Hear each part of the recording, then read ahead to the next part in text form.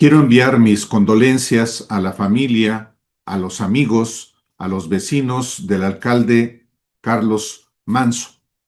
Y quiero hablar hoy, en este espacio de Historia de lo Inmediato, algo sobre más allá de Carlos Manso.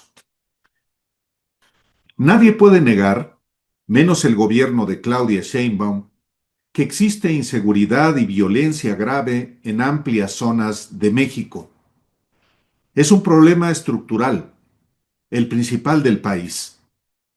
Pero nadie puede negar tampoco, salvo que los 8 gobiernos estatales del PRIAN y del Partido Movimiento Ciudadano informen mentiras, que los delitos, en particular el homicidio, han bajado por la acción del Estado contra los criminales, después de haber ascendido a la cúspide durante 12 años de manera ininterrumpida, y luego de haber cambiado una estrategia de guerra por la de paz que está en curso.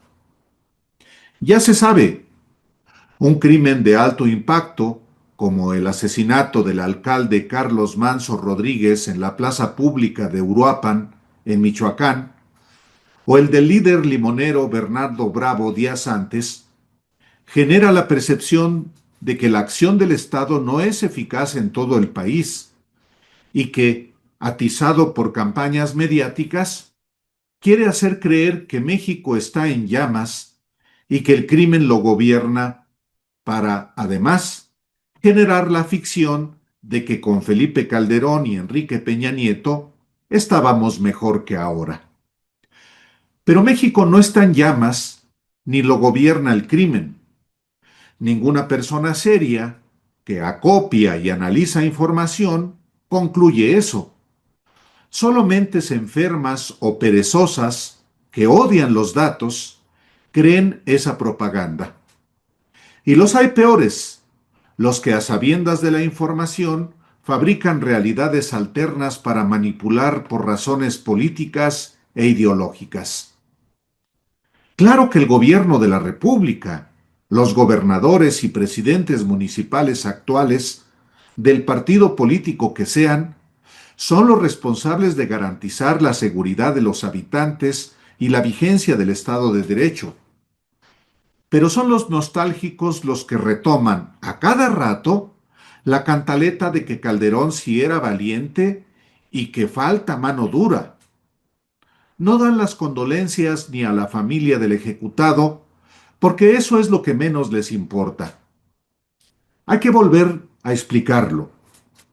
Lo que hay en México es un problema real de violencia e inseguridad que se fue incubando por décadas de abandono de los gobiernos a los sectores más débiles de la sociedad, en particular la educación para los jóvenes, al mismo tiempo que crecía la demanda de todo tipo de drogas en Estados Unidos, lo que potenció la creación de grupos criminales que han diversificado su acción delincuencial hasta nuestros días.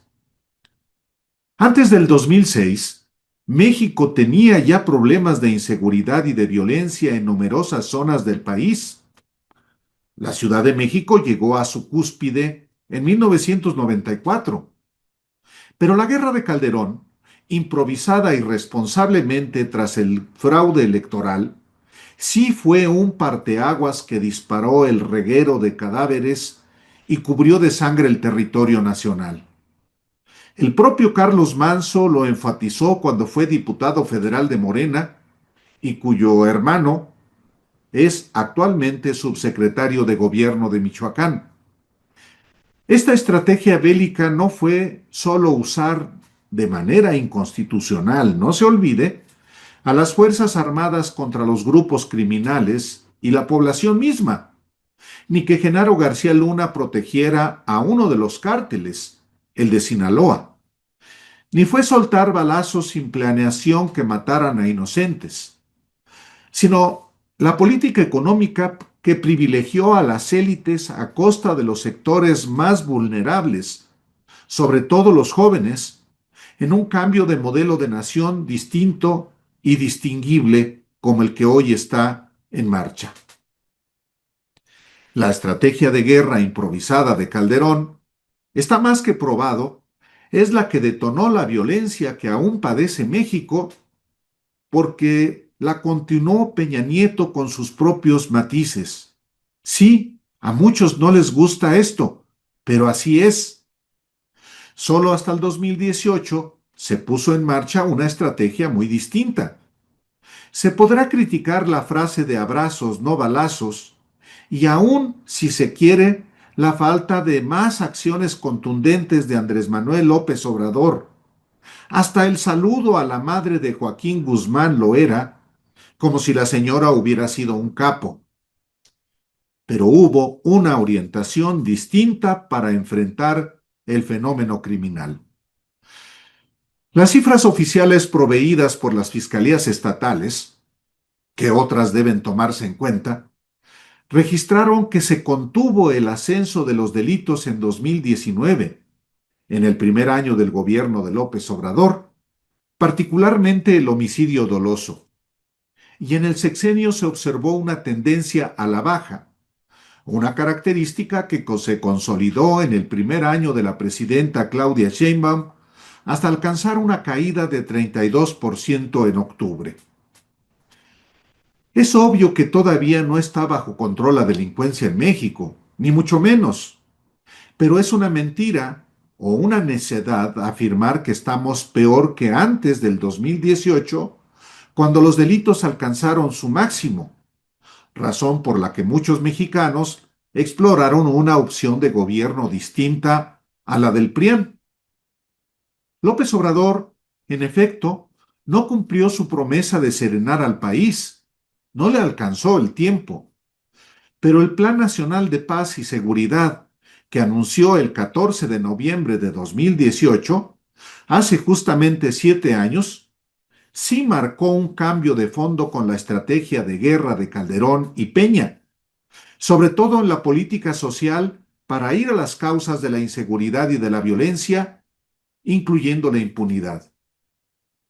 Y lo que ha hecho Claudia Sheinbaum, con todos los ajustes que se quiera, es continuar esa estrategia de paz de ir a las causas de la inseguridad y de la violencia con un secretario de formación y vocación policíaca, Omar García Harfuch, dotado de instrumentos jurídicos, institucionales y humanos con los que no se contaba en el sexenio de López Obrador.